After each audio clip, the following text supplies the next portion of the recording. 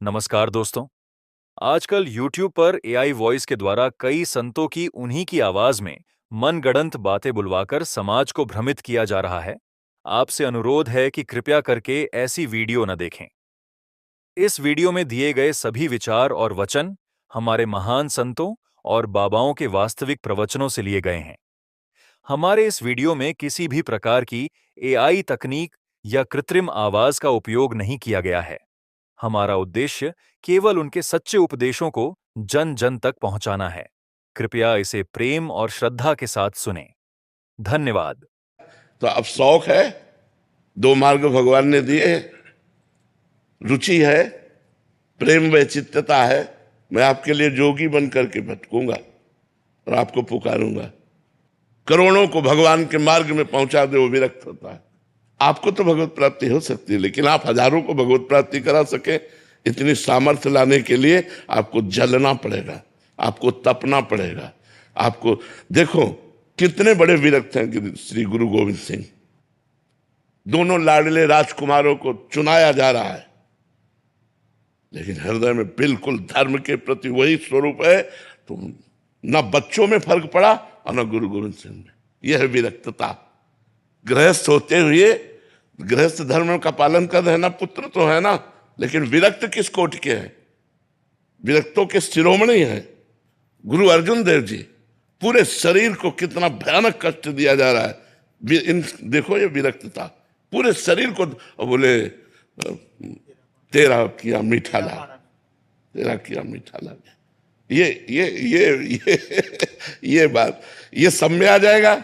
या चींटी काटती है तो परेशानी महसूस होती है, और वहां तपती हुई बालू और तपते हुए तवे में बैठाल करके ऊपर से डाला तेरा क्यों, वाहे गुरु वाहे गुरु वाहे गुरु। तो है कुछ विरक्त मार्ग में उसका पालन करे तो एक गृहस्थ भजन करके अपना उद्धार कर सकता है, लेकिन एक विरक्त भजन करके लाखों का उद्धार कर सकता है। यह भेद है गृहस्थ और विरक्त। गृहस्थ धर्म में हाँ, सबसे पहली बात है पापाचरण का त्याग, शुद्ध भोजन। शुद्ध भोजन में आता है धर्म पूर्वक कमाया हुआ धन, मेहनत से धर्म पूर्वक कमाया हुआ धन, उससे शुद्ध भोजन और नाम जप करते हुए कार्य करना।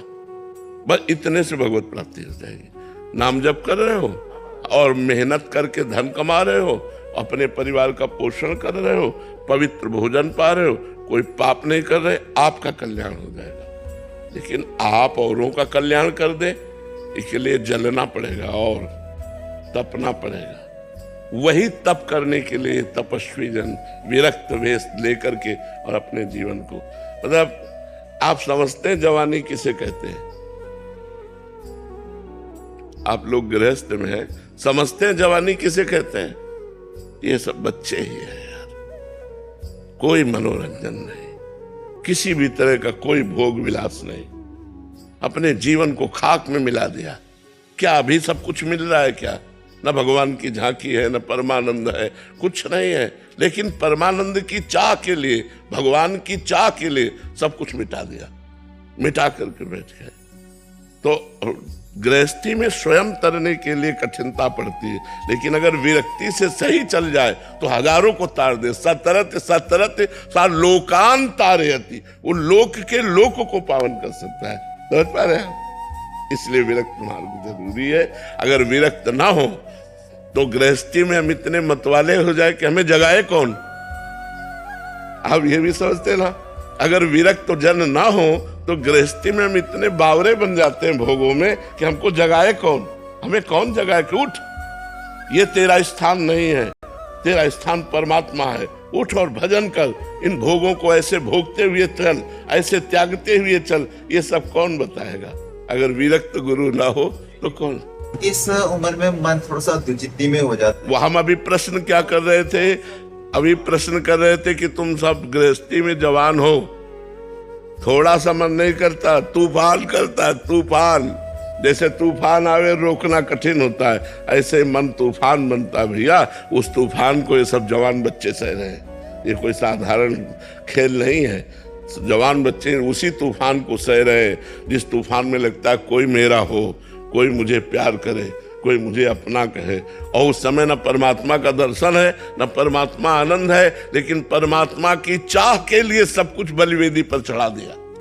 परमात्मा की चाह रूपी बलिवेदी पर अपने आप को मिटा दे अपनी हस्ती को मुर्तबा चाहे, दाना खाक में मिलकर गुले गुलजार होता है।